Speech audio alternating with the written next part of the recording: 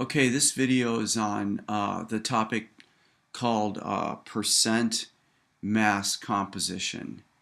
All right, so percent mass composition. All right, now what's this about? Let's say we had a scale, all right, and on that scale we had 100 grams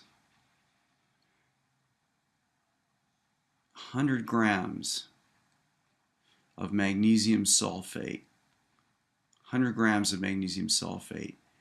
And what we want to know about this 100 grams of magnesium sulfate is what fraction of that mass belongs to the magnesium, what fraction of that mass belongs to the sulfur, and what fraction of the mass belongs to the oxygen. Now, you might be wondering, okay, why do we even care? Well, here's the thing. The chemists do things in the world, and one of the things that we do is we try to figure out when we find something. Like, let's say you're tromping across the desert and you pick up a rock and you want to know what that rock is made out of. We can use percent composition to figure out what types of elements are present in that material and in what percentage they're there. And the reason that matters is because we can then turn around and figure out what that material is made out of and what the ratio of the atoms are that comprise that material. And the reason this is important is because we want to understand our world. But there are other issues too. When a chemist builds something, like let's say that they're working in a biotechnology company and they formulate and synthesize for the first time a brand new molecule, oftentimes they can't be absolutely certain what they have. And so you can do elemental analysis on something like that in order to understand what elements are present in the compound and in what ratios they're present there. Because ultimately, if we know the ratios, then we can figure out what the chemical compound actually is. And that can be immensely useful to us from the point of view of a new cancer drug, or from the point of view of just trying to understand what chemicals might be present on some distant planet that we've sent a robot to, like a Mars lander, for example.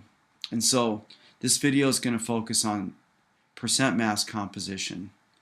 The first thing we need to do is we need to understand how to calculate it. So I'm going to abbreviate percent mass this way. And it is equal to the molar mass of the element in question. So I'll put a parentheses around this, times the number of times that element is present in the formula, divided by the molar mass of the compound times 100. Okay, so let's apply this to magnesium sulfate. All right, so what we're going to do is we're going to calculate the percent mass of each of the elements that are in this compound. In order to calculate the percent mass of any particular element in a compound, one of the first things we're going to need to do, or at least it's the first thing that I always do, is we need to calculate the molar mass of the compound, because that is going to be the denominator of our fraction. So we look up on the periodic table, and we see that magnesium's over here on the left side at 24.31.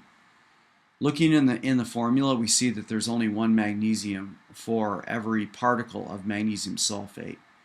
So we're going to have 24.31, and that's grams per mole. All right, and that's going to be added to, it appears that we have one atom of sulfur in one particle of magnesium sulfate. So we need the atomic mass of sulfur, all right? It's 32.07 grams per mole. And that's going to be added to, all right, now, we have a total of 4 oxygens. So we're going to have 4 times, all right, and the atomic mass of oxygen is 16, so it'll be 4 times 16. The whole thing is equal to 120.38, and that's grams per mole. So we've now found the denominator of the fraction that we're going to use to calculate this. So let's go ahead and calculate now the mass percent of magnesium. And this is going to equal, all right, there's only 1 mg per mole of MgSO4. So the percent mg is going to equal 24.31. I'm leaving the units off because when we do the division here, you can see that grams per mole in the numerator, or the top of this fraction, is going to cancel with the grams per mole in the denominator of the fraction. So I'm just going to write 24.31, and then this is going to be times, all right, there's only 1 mg in the compound, so I write 1. And then this is divided by 120.38, all right, and then the whole fraction's times 100. So the percent magnesium, percent by mass magnesium, is about 20.2%. All right. Now, let's find the percent of sulfur in the compound. Same situation. We see that there's only 1 S in the compound. The atomic mass of sulfur is 32.07, so it's going to be 32.07. Again, there's only one of them, so I'll put a 1 in here just to sort of hold the place and everyone understands what the deal is. We're dividing by 120.38. So the percent, whoops, mistake.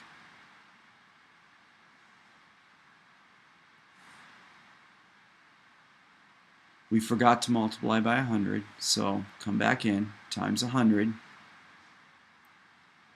All right, and this is going to equal 26, approximately 26.6%.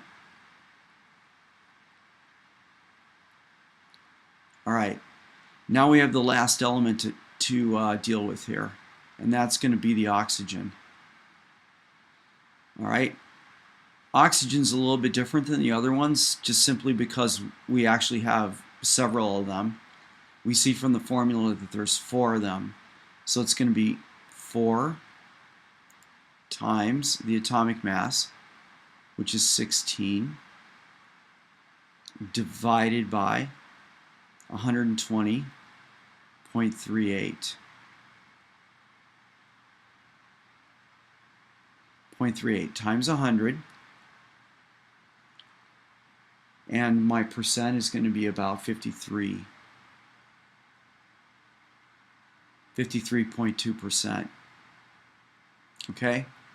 So, if we add each of these percentages up, we should be pretty close to 100%. We might be off just a little bit because I'm not paying really any attention to significant figures or carrying the decimal places out to any extent, but we're going to be really close to 100. Now, let's talk momentarily about what these percentages mean. So, going back to the original example here, we've got literally 100 grams of MgSO4 sitting on a scale. And roughly that's the same thing as saying that we've got 100%. So we have 100 grams of MgSO4 on my scale. So when we look at these percentages and we ask, all right, what does this mean? Well, out of 100 grams of MgSO4 on the scale, about 20 of those grams is going to be magnesium.